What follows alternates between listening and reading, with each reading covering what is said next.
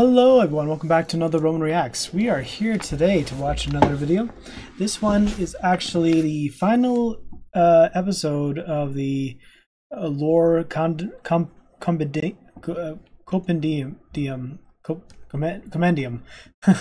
It's Last of the Dead Sounds lore for his SAURIA, and it's going to be focusing on the BlueSong Empire, what they're doing, and how they fit into episode 3 and what they've been doing. So yeah, we're going to be giving this a watch. It's been fun this last few days watching and reacting to the lore bits and tidbits, and just getting like a general sense of like, okay, this is what this race is doing, this is what this race is doing, and see how it all ties in together. So yeah, we'll just give this a watch and have some fun, shall we? Alright, so yeah, here we go. Backstory and lore for the BlueSong Empire. I've been super enjoying these lore tidbits and learning about the different characters, so it just adds more depth and detail to each one.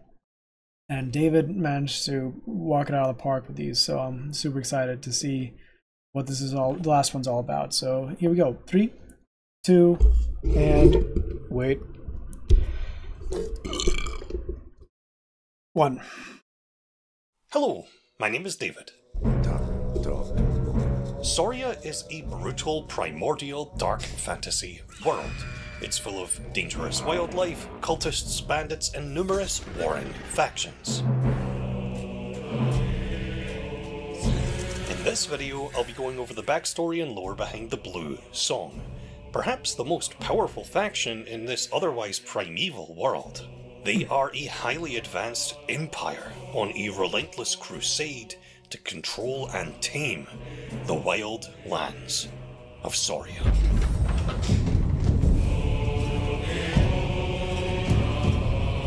Love the music.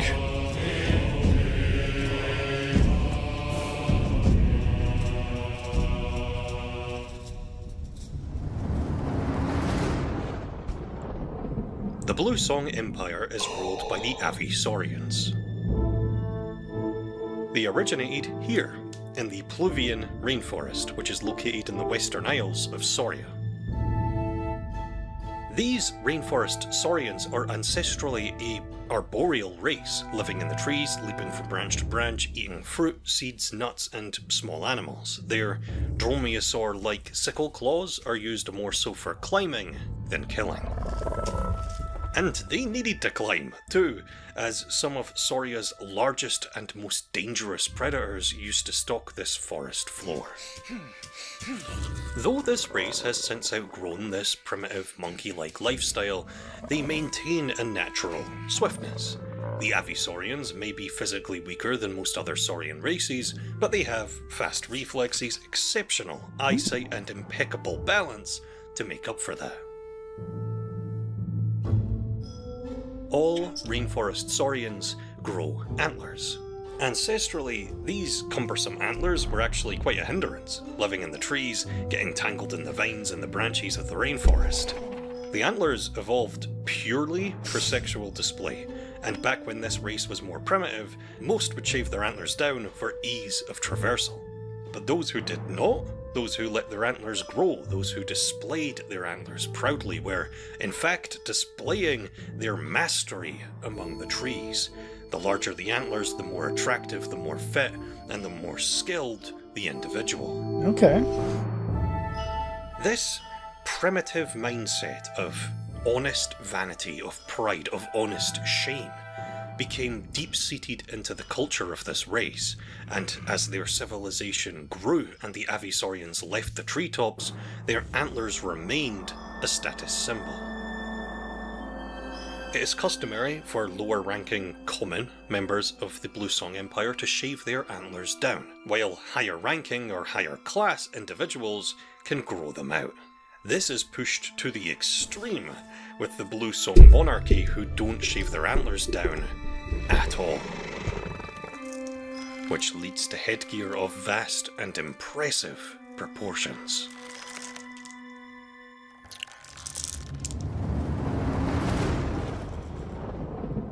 The secret to the success of the BlueSong is a mix of their curious nature, their intelligence, and a whole lot of luck. The BlueSong are a comparatively young faction in SAURIA, but their civilization is by far the most advanced.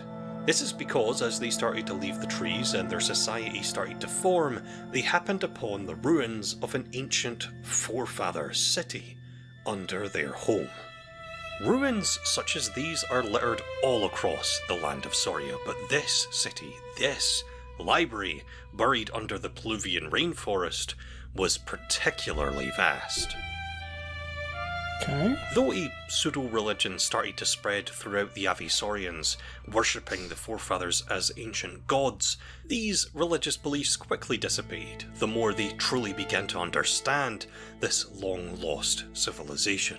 The BlueSong still think very, very highly of the forefathers, but fully understand that these were just mortals. They were just people, Saurians.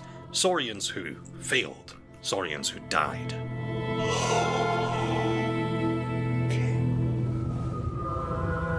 Through the study of everything the forefathers left behind, the Avisaurians were able to rapidly grow from a handful of tree-dwelling clans to a single unified powerful empire in just a few tens of generations. Despite their secrecy, the Avisaurians were not totally unknown to the wider lands of SAURIA before their invasion. For decades, the faction made frequent trips into mainland SAURIA in the form of seemingly harmless scientific expeditions. To the wider people of SAURIA with little to no knowledge of the Rainforest Saurians' grand city home, they seemed like nothing more than a harmless, curious faction of chroniclers or librarians. During these expeditions, though, the BlueSong were studying not only the land, but its people, its wildlife, and all of the ancient ruins strewn across its surface.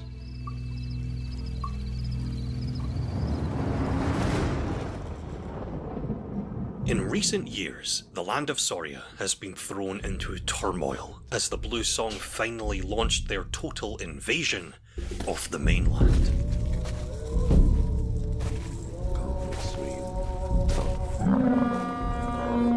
One of the very first things the BlueSong did after their initial invasion was erecting a new base of operations, the BlueSong Embassy. They built it here, on the rim of the endless Solaris Sands, a vast desert in the middle of mainland SAURIA, because of the lack of dangerous wildlife in the local area.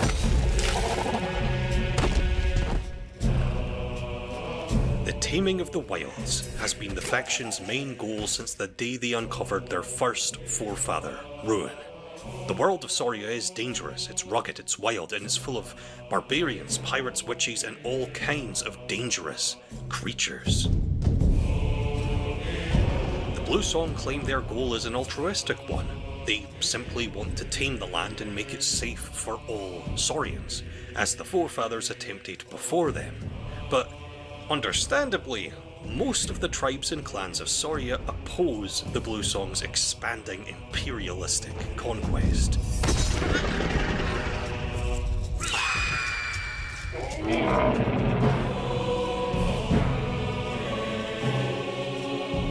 Most of these races, these factions, are free people. They are farmers and hunters and fighters. They are hardened by SAURIA and will fight to keep their home wild and free.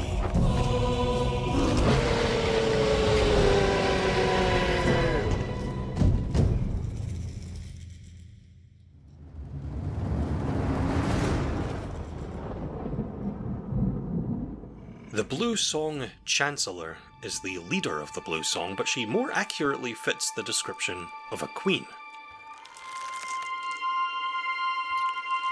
The Chancellor is approximately 150 years old, far exceeding the usual maximum lifespan of 50 years for the Avisaurians. And she has reached almost mythical status because of this.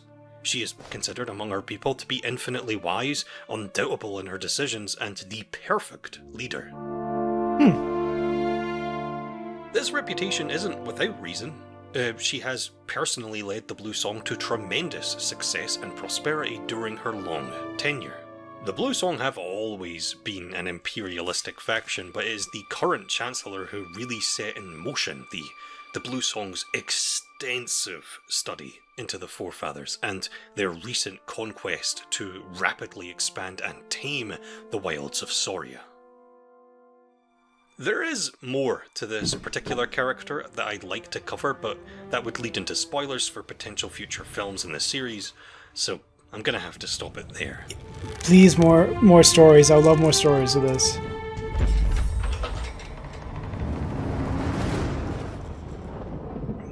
Captain Ornithocera is a high-ranking captain in the BlueSong military. Ornithocera's first real mission was as a military escort during one of the many scientific expeditions into mainland SAURIA pre-invasion. He was a captain then, but a ceremonial one, not a battle-hardened one. Most of the BlueSong military hadn't seen real battle at this point, living on their mostly isolated and safe rainforest home. The expedition went very badly. During the treacherous cross of the inland sea, a pair of mosasaurs attacked and sunk one of the two BlueSong vessels, and the first thing to greet the survivors of the attack when they finally made landfall was a gathering of hungry baryonyx attracted to the shoreline to scavenge on whatever washed up. It was in this very battle with these new and alien and terrifying creatures, these monsters, where Ornithocera gained his signature facial wounds. Scars are not attractive things in BlueSong society, and they have the means to at least cover up Ornithocera's injuries, but he, uncharacteristically for an Avisaurian, keeps them on full display. They are a reminder of the wild and dangerous place SAURIA truly is, a reminder of the fight he still has to finish. Captain Ornithocera has also made a particular enemy of War Chieftain Taurox, as in a recent battle between the BlueSong Empire and the Kindred of the Tusk, Ornithocera managed to slay Taurox's brother, an infamous Carnotaurus known as the Bull. Captain Ornithocera, at the present moment, is under the spell of the Fell. But this is no regular Fell-seeing curse. The great Elder Ones have plans for him. But what they truly want, only time will tell.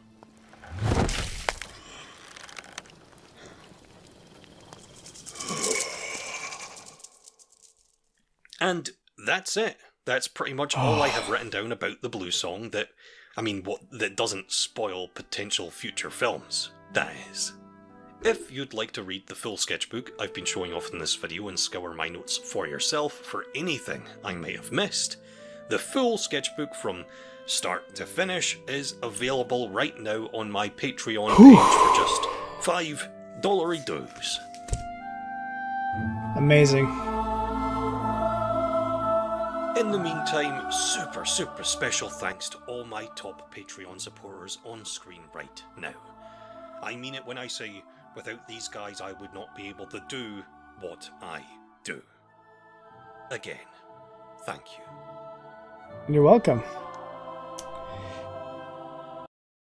It's amazing how much work he's put into this. Just from all the sketches, the notebooks, every single note in detail, to creating these characters and making them come to life. And just, I really wish to know more stories from this. It begs the question of like, what's going to happen next? And I did do a reaction to the third episode, and it was stunning. It was absolutely amazing. And man, sometimes you think that they're the bad guys, but then next you know there might be worse things off than you may realize, and it just like you really think there's like more to it than meets the eye, and I'm just, oh man. Okay, that is it for me, guys. Hope you enjoyed this reaction. I had a great time with this series of lore videos. We'll be doing more reactions in the future that are going to be a bit more random here and there, or maybe something that's a set of videos. I'm not sure. I don't know what I got planned. I kind of just go with the flow with what people like and dislike. So, but yeah, hope you enjoyed, guys. Hope you had a good time. And as always, thanks for watching. Romans, please sure to like and subscribe. Be sure to turn on all those notifications. Keep yourself up to date. And yeah, just keep trying to hang out and let's just have a good time. Okay. So as always, Romans, salute.